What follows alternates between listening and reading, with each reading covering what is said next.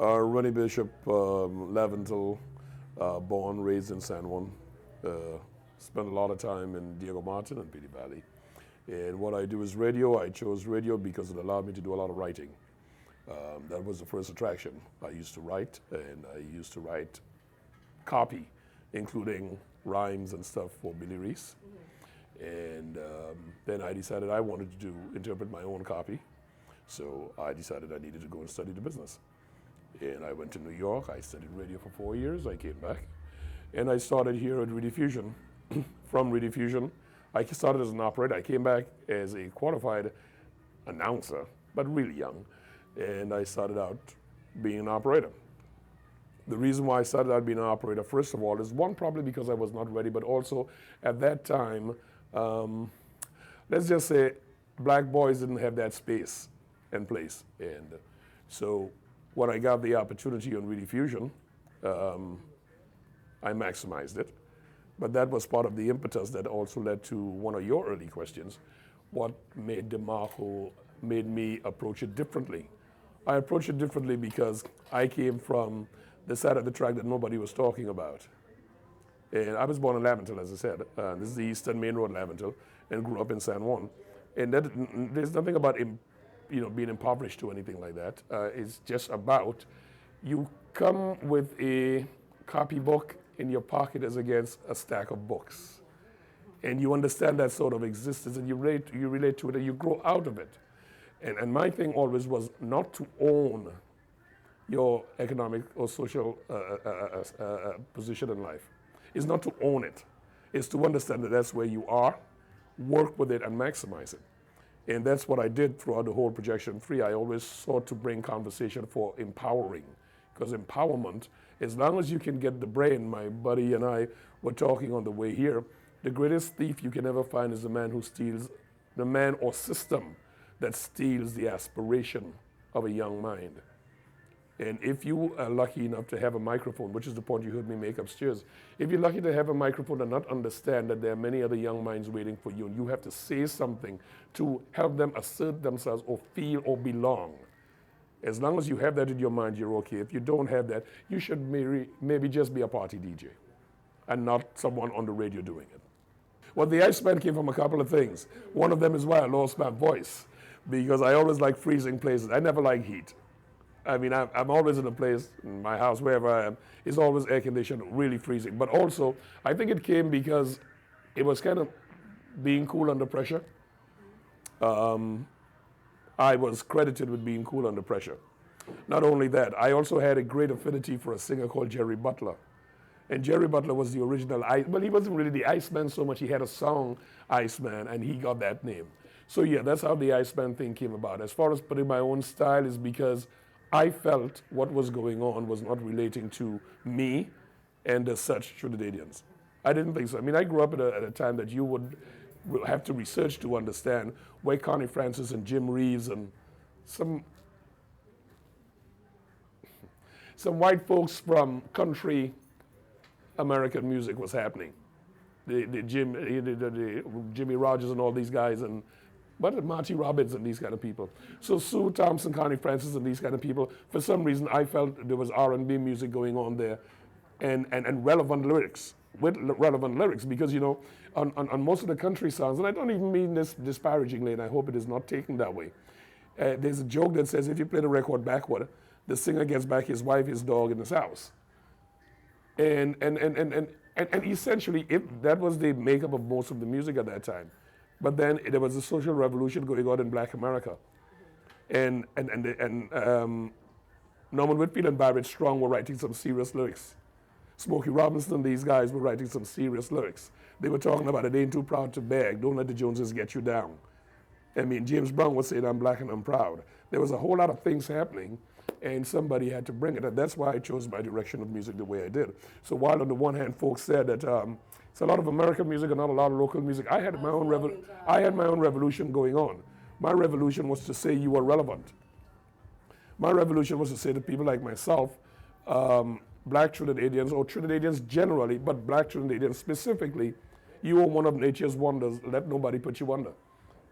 And that was important, because I remember there was one teacher who said to me, and somebody else who was with me. I don't know which one of us she meant it for, but she said, is the prison or working as a scavenger?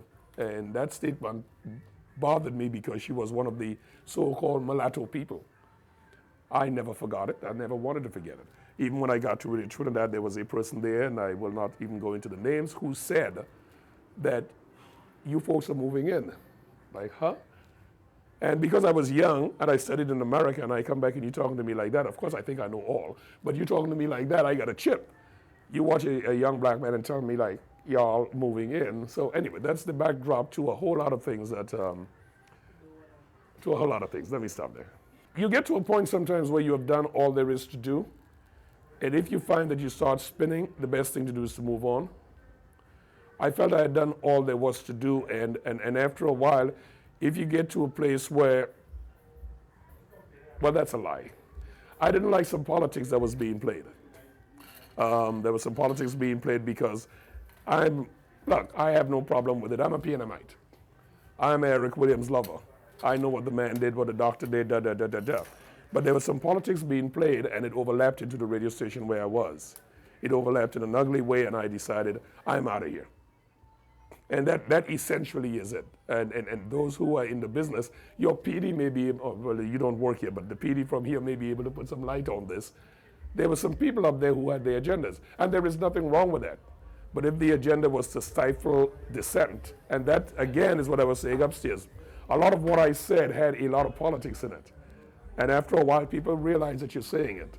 So it bothered them. I'm very wary and very careful about talking about where I am in history. I like people to do that. I did the best I could with what I had. And I did what I felt I needed to do, was to be responsible, was to be funny, and was to enjoy the music. As far as what role that is in Trinidad radio, talk to all the young DJs and ask them. Talk to the PD here, talk to guys who grew up while I was doing it, and let them answer you that. I will be willing to take any side of it that they choose to describe, good or bad. Because you can be good and bad. You see, praise is something that we misunderstand. Praise and criticism are both good things. The only thing you have to ask yourself, Shakespeare said it, consider the source. What prism they're looking at it through. And then you make the judgment. I wanted to be relevant to me. That was my dealing with myself. And once I felt comfortable and relevant to me, then I said, I need to be relevant to the people who are listening to me. And that's when I faded out of the picture, and how important what I was doing to listeners became the issue.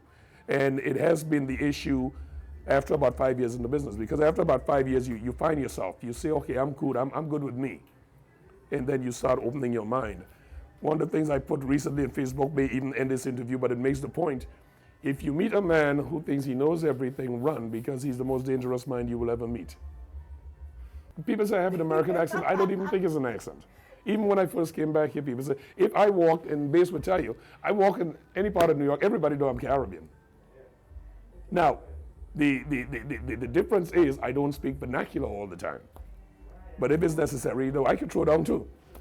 But that is a vernacular thing. I have a responsibility. Every time I turn on, the microphone is not something that you can turn on and turn off. If you decide you're going to be a broadcaster, and that was my aim, a broadcaster, there's going to be a certain threshold that you try to keep. And you keep it. It doesn't make you different from anybody. It doesn't make you better than anybody. It just says, this is your profession. This is what you do. But when people say that it's an American accent, I always get, and it's nothing at you, I always get the feeling they conflate a standard of speech that is our business, with being foreign. Speaking properly is not foreign. Speaking properly. And I was speaking that broadcast properly. Let me be careful, because speaking the vernacular is not improper. It's just that it has its place. And I don't think that you can turn off a switch or set an example via being all vernacular, because kids are coming up and they need to understand that corporate world out there, out of Trinidad and Tobago, is a whole different animal. And if you equip with it, you're fine. And if you choose to go vernacular, that's fine too. But at least be exposed to the other thing. All right? Find out who Eric Williams was. and find out why he spent so much money in free education. The power is in your books.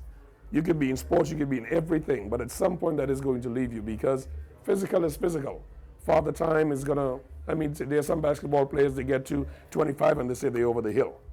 I will say, do the best you can with the physical attributes you have, but first of all, get a foundation, and the foundation is something nobody can take from you, because once you have learned it, nobody can take it out of you. Not even Father Time can take your learning.